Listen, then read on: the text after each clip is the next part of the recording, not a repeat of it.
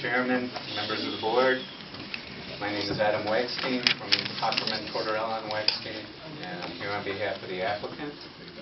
As you know, we were last here in November attempting to get a lot count on this subdivision. What we had provided then was a conventional plan showing the areas of the wetlands. We were requested in the interim to provide an overlay of the conventional subdivision on a map showing the topography of the site as well.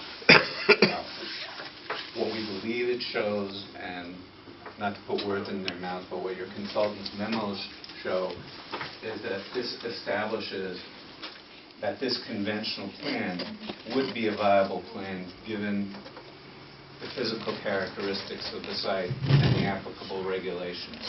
So what we're asking you to do tonight, what we're asking you to do tonight is to confirm that the number of lots we've shown, which is 24, is an appropriate maximum number for us to go on for the cluster. This will enable us to use that as a target to present specific designs and to conduct a particularized environmental analysis of the cluster plan. We believe it's a point in the process for that to happen. I think when we left off, we received a report from a planning consultant, Mr. Stallman, and we did not receive a plan from our engineer. And Dan, you have a plan tonight. You have a report. If you could. Want me to go through it in detail for the record? I would like you to do that, yes. Can I ask if you could speak up, please? It's very difficult to hear. No problem. Thank you. Just to follow up where Mr. Wegstein left off, there was one other thing that we were provided, and Mr. Zappi showing it now, and that was a steep slopes map that we had requested so we could, to some extent, see where the proposed layout fit on the property and as the proposed roads and houses, where they sat in respect to the steep slopes on the property as they're broken out into the various categories that the town code regulates. I'll just read from my memo. The planning board requested that I review the steep slopes issues and take a closer look at the viability of the 24 lots proposed. I requested the applicant make revisions to the road profiles and reviewed the new information. The applicant also provided a plan entitled Slopes Plan Supplement, which delineated steep slope areas as defined by the Town of Ossining Code. The applicant is proposing to subdivide the property utilizing the cluster provisions of the Town of Ossining Zoning Code. The maximum number of lots in a cluster subdivision cannot exceed the number that would be permitted in a conventional subdivision. The feasibility of the conventional lots is based upon a sketch plan that the planning board can review with respect to the applicable regulations. The feasibility of the conventional subdivision based upon engineering-related issues is discussed below. First off is the Westchester County Department of Health. The Westchester County Department of Health regulates the water supply and sewage disposal methods associated with realty subdivisions. When public utilities are unavailable, the location of septic systems and wells often has a significant impact on lot configuration. Septic systems cannot be constructed on steep slopes, and setbacks between wells and septics must be maintained for the proposed lots. Public water and sewer are located in nearby proximity to the project, and the applicant is intending to utilize these facilities. Water supply and sewage disposal do not constrain the number of lots that may be constructed on the property. Next topic, stormwater management. The planning board was made aware of drainage problems within the Morningside Heights subdivision. It appears that insufficient drainage was installed within that subdivision to convey runoff originating from the Highview Farms area. Development of Highview Farms project will require stormwater management practices to mitigate flow increases, meet water quality goals, and to ensure no adverse impacts to adjacent properties. The proposed project will also require a drainage system to convey runoff to the proposed practices. The proposed project is presented as a sketch plan. Therefore, a detailed analysis of stormwater management is not required at this phase. The proposed plans identified 3 stormwater basins and locations where runoff from the roads, driveways, rooftops, and other disturbed areas can be directed. The final layout of the project will require the preparation of a stormwater pollution prevention plan to address erosion during construction and permanent improvements to mitigate the impact of the development. Next, we touch on the Croton Aqueduct, which traverses the property. The applicant should provide documentation from the New York City Department of Environmental Protection regarding construction in proximity to the Croton Aqueduct. The feasibility of a residence above the aqueduct should be confirmed by New York City DEP. Next, on to steep slopes.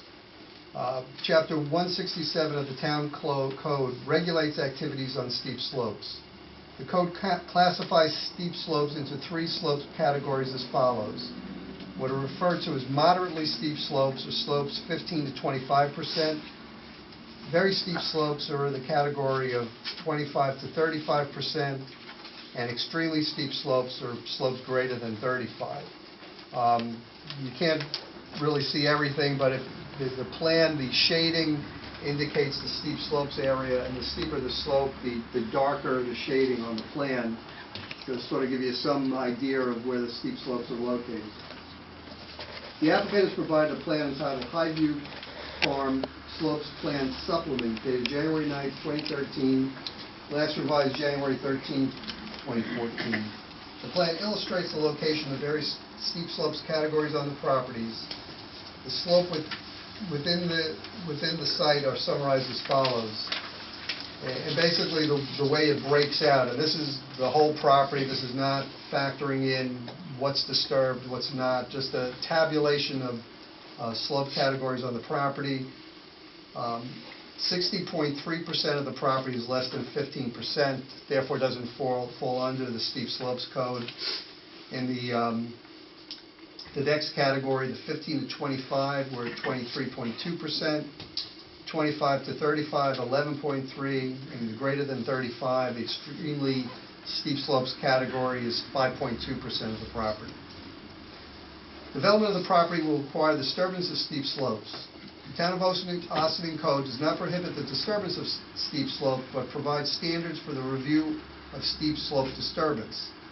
The Planning Board is the approval authority pursuant to the Ossining Steep Slope Protection Law for subdivisions, and therefore has the authority to approve the disturbance of steep slopes. The code defines the methodology for approving activities on steep slopes, and the sketch plan provides an adequate basis for evaluating the feasibility of a 24-lot conventional subdivision. As part of my review of the conventional subdivision, steep slopes disturbance was evaluated. The main road which enters the property from Morningside Court is identified as Road A. Jim, could you maybe show folks where that is? And that's the road that's coming in from Morningview, and that's approximately 1,760 feet long. Upon entering the property, the road traverses an area of steep slopes that will require a maximum cut of 12 feet at station 4.25. This cut is unavoidable because access to the property from Morningside Court requires a cut through a ridge located at that station. A maximum cut of 12 feet will also be required at station 1225. Lots 13 to 24 are located along this road and all appear to be viable. Some lots may require retaining walls in order to develop the rear yards. Road B, which runs along the properties on Morningside Court and ends in a cul-de-sac, Road B is approximately 1,070 feet long. The centerline profile indicates that an approximate 8-foot cut. However, the cut will be deeper along the western edge of the pavement. Retaining walls or stabilized rock cut will be required to develop lots 10, 11, and 12. During one of the meetings held for the project, we were made aware of a problem that occurred on an adjoining parcel. A new home was under construction and an event described as a mudslide occurred. We reviewed town records and found no record of the complaint, and therefore were unable to determine the circumstances that led to this event. It appears that this event was either due to improper slope stabilization or erosion during construction. Based upon the sketch plan and slopes plan supplement provided, a 24-lot conventional subdivision is feasible based upon a review of the engineering issues and the data available at the sketch plan phase. If during the seeker review of the project, the planning board is made aware of information that could have an impact on the number of lots proposed during the sketch plan phase, the subdivision would be reduced accordingly.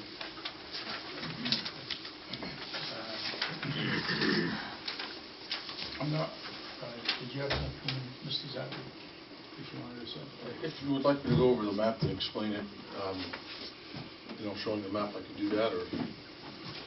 Okay, before we do that, and before we open it up to questions, the EAC, our liaison with the EAC is Dennis Kirby, and they had sent us a letter which we received tonight, and Dennis is going to read that letter. Okay. Let me know if you can't hear me. Regarding the Highview Farm proposed development 24-lot subdivision, Zappico Real Estate Development, LLC. Dear George, as the Planning Board liaison to the town's Environmental Advisory Committee, I would like to review some of the Environmental Advisory Committee's questions and concerns related to the project. Regarding the Environmental Assessment Form, the Environmental Advisory Committee, EAC, prepared an in-depth review of the Environmental Assessment Form as submitted by Zappico on February 19, 2013. In their report, the EAC questioned many of the applicant's responses and identified several incomplete responses. Although there was productive discussion of the EAC's report during a joint EAC Planning Board meeting in December of 2013, no update has been received by the EAC. The EAC assumes that an updated environmental assessment form will be forthcoming from the applicant. Regarding the sketch plan, the EAC understands that one of the purposes of the sketch plan is to determine the maximum number of houses that can be placed on a subdivided property. The Highview Farm property represents a challenge to develop due to the abundance of wetlands, watercourses, and steep slopes. Regarding the wetland and steep slope map offered by the developer, the Environmental Advisory Committee has reviewed various maps in addition to the one submitted by the applicant, in which the exact boundaries and locations of steep slopes and wetlands differ. As a result, the exact wetland and steep slope boundaries remain unclear to the EAC. Wetland ordinances. There are parts of the Wetlands Code that should be carefully considered prior to any approvals of the sketch plan.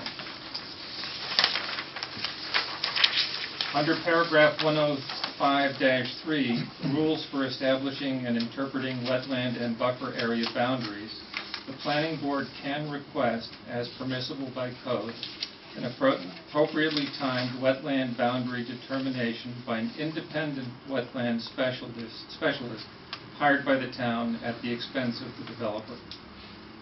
Number 2, based upon the sketch plan drawings, there is concern that hydrological isolation of a portion of a wetland may occur.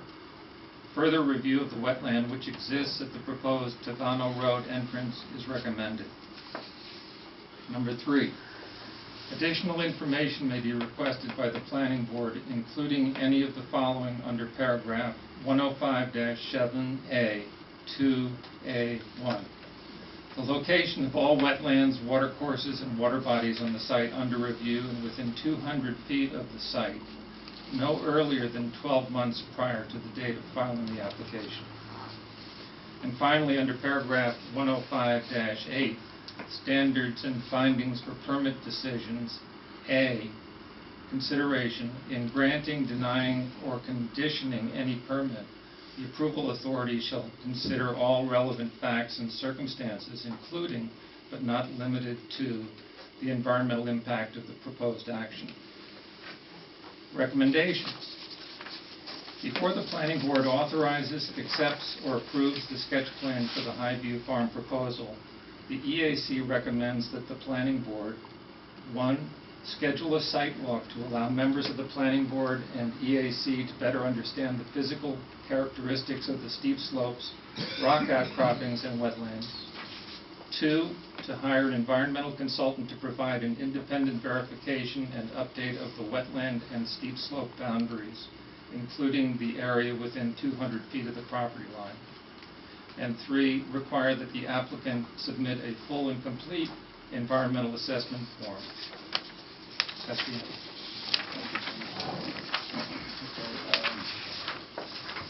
I think we will also give a copy of this letter to the applicant. We'd appreciate seeing it. And being as this is the first that any of the planning board members have seen this, we will digest it and probably discuss it. I'm sorry, I'm having a little problem with my voice tonight. The microphone. The microphone. We don't have one, sorry. Just stand up. No, I'd rather sit. Okay. We prefer to hear. Again, the planning board will take a look at this letter from the EAC. It's the first time we've seen it tonight. There are obviously some good remarks made in here. So we will digest that and we'll get back to both the EAC and this board. The consultants will take a look at it as well. And we will probably have some kind of an answer on this for the next meeting, which would be the 23rd. Okay. Mr. Chairman, can Yes. I just be heard a moment? The EAC letter, it's making an assumption that by doing a cluster, you're approving a sketch plan or you're approving a particular layout. That's really not what we're asking you to do. We're not asking you for a wetlands permit right now. We will need to do that analysis. We're not asking you to give us a steep slopes approval right now. We will have to do that analysis.